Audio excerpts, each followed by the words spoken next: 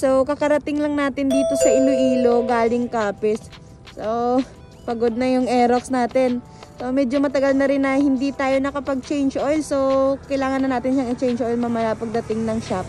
So syempre gamit natin Caltex Sabulin and meron na siyang free gear oil. And so gagamitin natin ito mamaya guys sa pag-change oil.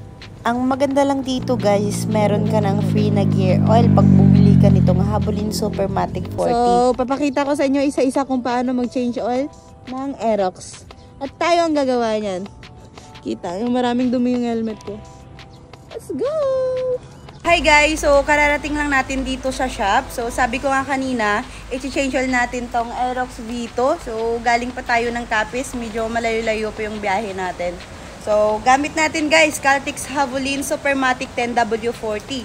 Yung maganda lang dito guys, pag bumili ka nito, meron ka ng free na Havolin gear oil. Guys! So, simulan na natin ang pag-change oil ng Aerox gamit ang Caltex Havolin Supermatic 40 and free niya na gear oil na Havolin din. So, gamit natin guys ang socket wrench na tools para sa drain bolt. So, una, kukunin muna natin yung drain plug.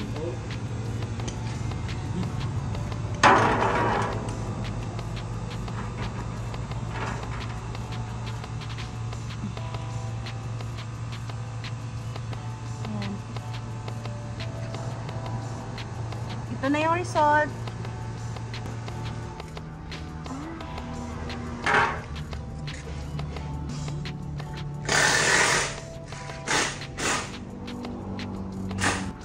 Kunin natin yung drain bolt. So, hintayin muna natin guys maubos yung oil sa loob. Tapos, ibabalik natin yung bolt.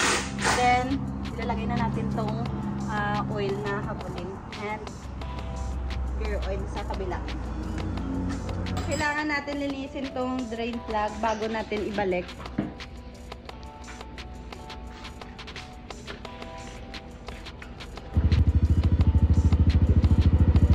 Ayun! Malinis na siya guys. Pwede na natin ibalik. May oil pa ba? Ah, meron pa. Mga 2 minutes. So, okay na siya guys. Pwede na natin mabalik yung drain plug. At ilalagay na natin tong oil. Excited na ako!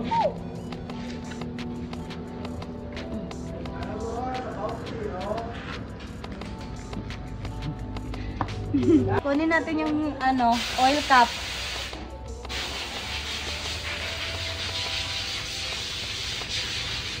Bago nyo ibalik. Ako kasi nilinis ko talaga.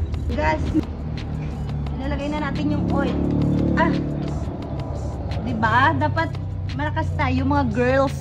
Huwag tayong sa mga boys. Dapat marunong tayong mag-change oil guys. Ang ganda ng packaging ng Caltex oh. So, ilalagay na natin. Wow! 900 ml na oil ang kailangan natin guys.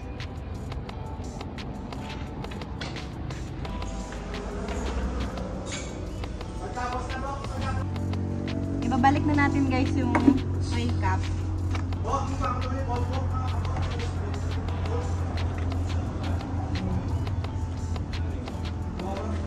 Alright. Tapos next, sa gear oil naman. Dapat matibay ang pagkabalik ng oil cap. Dito na tayo guys sa gear oil.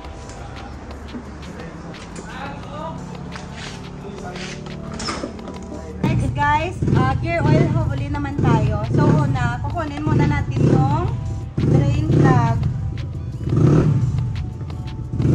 Ay, baka matumba. Pataas yung pagkuha ng drain plug. Ayan. Guys, maluwag na. Pwede na natin kunin yung drain plug. Yan. Aray. Dito.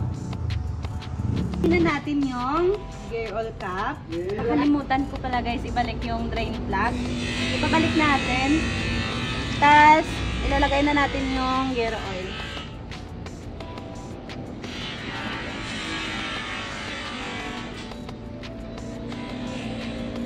ilalagay na natin yung oil. O'Reilly! Ilagay mo na yung O'Reilly. Tapos na rin tayo guys, nalagay na natin yung oil and gear oil. So ibabalik na natin yung oil cap. And then paandarin na rin natin yung motor para i-check. So guys, papaandarin na natin yung motor.